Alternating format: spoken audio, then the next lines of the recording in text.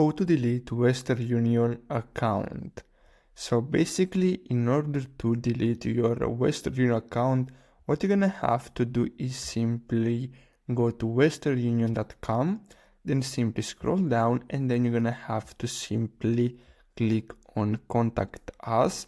As you can see, to delete your profile, contact customer service or send an email from the email address associated with the Western Union account.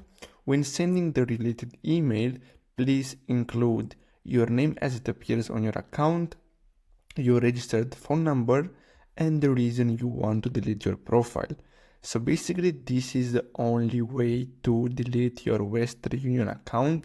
So you're gonna have to simply go and send them an email saying that you want to delete your Western Union account.